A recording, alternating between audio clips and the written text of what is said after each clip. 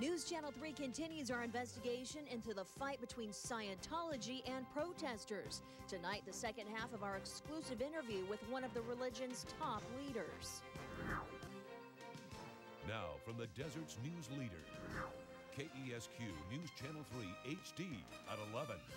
About this all week, a group of activists is taking on the Church of Scientology, with both sides vowing to fight to the end. Last night, News Channel 3's Nathan Baca took you inside Scientology's Hollywood complex for an exclusive one-on-one interview with one of the church's top leaders, Tommy Davis. And tonight, he continues with the second half of his interview in a story that you'll only see on News Channel 3. We confront Davis with the confidential works of L. Ron Hubbard and ask why there are threats of death by pneumonia for those who read it.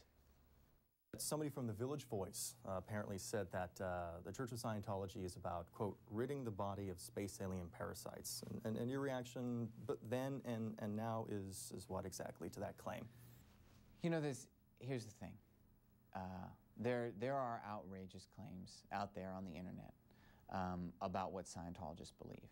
These are claims that are forwarded by anti-Scientologists. The best and easiest and most transparent way in which people learn about it is through L. Ron Hubbard's books and lectures. You know, looking at Mr. Hubbard's own works, what seems to be, in a sense, curious is, at least according to L. Ron Hubbard's own words, and I quote, "The head of the Galactic Confederation, 76 planets around larger stars visible from here."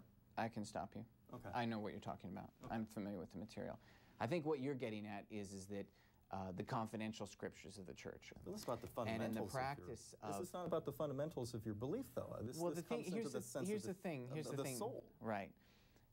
For you to talk to me, you as someone who's not a Scientologist, to talk to me about what my beliefs are, or to ask me to explain any core religious belief, that's an offensive concept. Nobody should ever be asked to do that. And is that the reasoning for the cease and desist letters for just about everybody who has published these works, the esoteric works, from Sunshine Press to Google, I believe, has also been given cease and desist letters by Moxon and Cobran.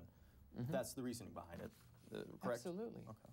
I'm not interested in somebody else's version of my religion or somebody else's idea of what my religion is, or something that somebody stole from the church that is legitimately church materials and is trying to show it to me for the only intent of knowingly violating my religious beliefs and knowingly violating how it is that I see fit to practice my religion. But arguably, isn't the reason why they are potentially wouldn't want to read it is because the book itself says that if you read it out of order, in effect, quote unquote freewheeling, according to one of the pages, that physical harm will come of you. I believe it mentions pneumonia. There is an actual fear, a physical fear, arguably.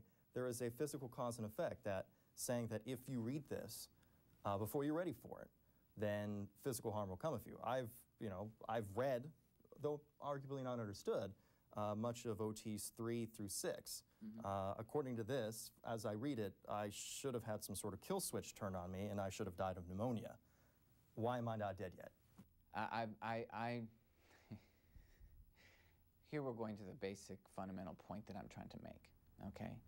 What you're doing right now, and what it is that you're saying to me, is an intent to ridicule religious beliefs. That's really what we're talking about. And you're just forwarding an agenda of hate.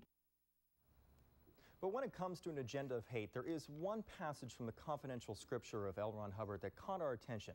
It states how the galactic overlord named Xenu implanted false images into everyone's soul. Now, I quote from their book. It specifically states, 36 days of picture implants which gave a vast array of materials. The pictures include God, the devil, and angels.